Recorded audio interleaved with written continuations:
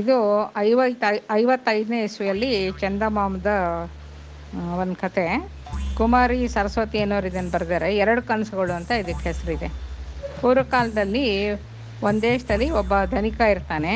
ಅವನು ತುಂಬ ಲೋಭಿ, ದುಡ್ಡು ಖರ್ಚು ಮಾಡೋಕೆ ಅವ್ನಿಗೆ ಇಷ್ಟನೇ ಇರಲ್ಲ.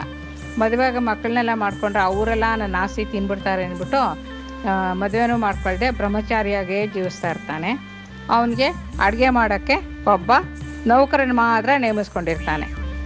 ಸರಿ, ಅಷ್ಟೊಂದು ಹಣ ಇದ್ರೂ ಅವನು ತಾನೂ ಹೊಟ್ಟೆ ತುಂಬ ತಿಂತಾ ಇರಲ್ಲ, ಮತ್ತು ನೌಕರ ಇರ್ತಾನಲ್ಲ ಅವನಿಗೂ ಹೊಟ್ಟೆ ತುಂಬ ಊಟ ಮಾಡೋಕ್ಕೆ ಕೊಡ್ತಾ ಇರಲ್ಲ. ಹೀಗೆ ನಡೀತಾ ಇರುತ್ತೆ. ಹಾಗಿರುವಾಗ ಒಂದು ಸತಿ ಯುಗಾದಿ ಹಬ್ಬ ಬರುತ್ತೆ. ನೌಕರ ಯಜಮಾನನಿಗೆ ಗೊತ್ತಾಗದೇ ಇದ್ದಂಗೆ ತನಗೆ ಯಜಮಾನನಿಗೆ ಇಬ್ರಿಗೂ ಬೇಕಾಗುವಷ್ಟು ಬಗೆ ಸಿಹಿ ತಿಂಡಿ ಎಲ್ಲ ಮಾಡಿಬಿಟ್ರು ಇಟ್ಕೊತಾನೆ. ಸರಿ, ಊಟಕ್ಕೆ ಕೂತ್ಕೊಳ್ಳೋ ಮೊದಲು ಯಜಮಾನ ಬಗೆ ನೋಡ್ತಾನೆ, ಬಂದು ನೋಡ್ತಾನೆ, ಇವನು ಬೇಕಾದಷ್ಟು ತಿಂಡಿ ಮಾಡಿಬಿಟ್ಟಿರ್ತಾನಲ್ಲ, ಅನ್ನ ಸಾರು ಏನೇನೋ ಎಲ್ಲ ಮಾಡಿರ್ತಾನಲ್ಲ, ಯಾಕೋ ಇವನ್ನೆಲ್ಲ ಮಾಡ್ದಿ ಅಂತ ದಬಾಯಿಸ್ತಾನೆ. ಆವಾಗ ನೌಕರ ಹೇಳ್ತಾನೆ, ಯುಗಾದಿ ಹಬ್ಬ ಅಲ್ವಾ, ವರ್ಷಕ್ಕೆ ಒಂದೇ ಒಂದು ದಿನ ಅಲ್ವಾ ಬರೋದು ಹಬ್ಬ, ಆವತ್ತಾದರೂ ಹೊಟ್ಟೆ ತುಂಬ ಊಟ ಮಾಡೋಣ ಅಂತ ಇದನ್ನೆಲ್ಲ ಮಾಡಿದ್ದೀನಿ ಅಂತ ಹೇಳ್ತಾನೆ. ಹೌದೌದು ನಿಜ ಅಂತ ಯಜಮಾನ ಊಟಕ್ಕೆ ಕೂತ್ಕೊಂಡ್ಬಿಟ್ಟು ಅಡುಗೆಯಲ್ಲಿ ಮೂರು ಪಾಲು ಬಲವಂತವಾಗಿ ಅವ್ನಿಗೆ ಉಳಿಬಾರ್ದು ಅನ್ನೋ ಉದ್ದೇಶಕ್ಕೆ ತನಗೆಷ್ಟಾಗುತ್ತೋ ಅಷ್ಟು ತಿನ್ಬಿಡ್ತಾನೆ. ಆಮೇಲೆ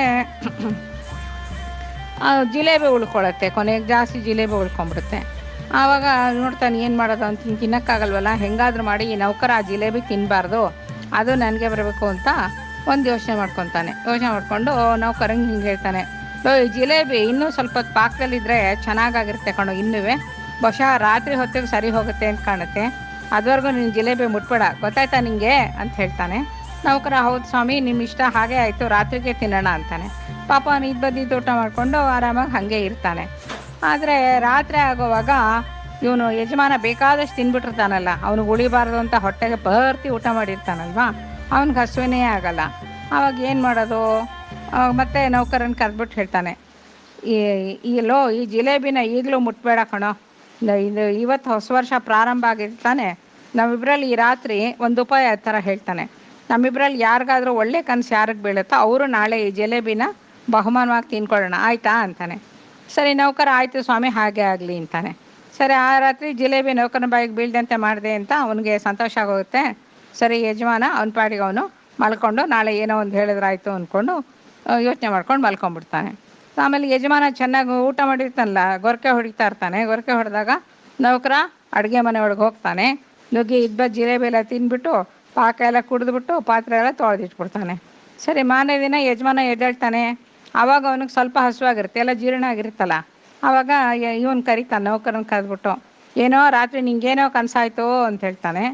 ಅಯ್ಯೋ ಬಿಡಿ ಸ್ವಾಮಿ, ನಂದು ಹಾಳು ಕನಸು, ನೀವೇನು ಹೇಳ್ತೀರಿ ಅಂತಾನೆ. ಆವಾಗ ಯಜಮಾನ ಮಾತ್ರ ತುಂಬ ಸಂತೋಷವಾಗಿ, ನನಗೆಂಥ ಸೊಗಸಾದ ಕನಸು ಬಿತ್ತು ಗೊತ್ತಾ, ರಾಜ ನನಗೆ ಅವಳ ಮಗಳನ್ನ ಮದುವೆ ಮಾಡಿಕೊಟ್ಟ, ಆಮೇಲೆ ಪಟ್ಟಾಭಿಷೇಕ ಮಾಡ್ದ, ಪಕ್ಕದಲ್ಲಿ ದಾಸಿ ಜನ ಎಲ್ಲ ಚಾಮ್ರ ಬೀಸ್ತಾಯಿದ್ರು, ಸಭೆ ಎಲ್ಲ ತುಂಬಿ ತುಳುಕ್ತಾ ಇತ್ತು, ಎದುರಿನಲ್ಲಿ ನರ್ತಿಕೆರೆಲ್ಲ ನರ್ತನ ಮಾಡ್ತಾಯಿದ್ರು. ಆಹಾ, ಏನು ವೈಭವ, ಏನು ಚೆನ್ನಾಗಿತ್ತು.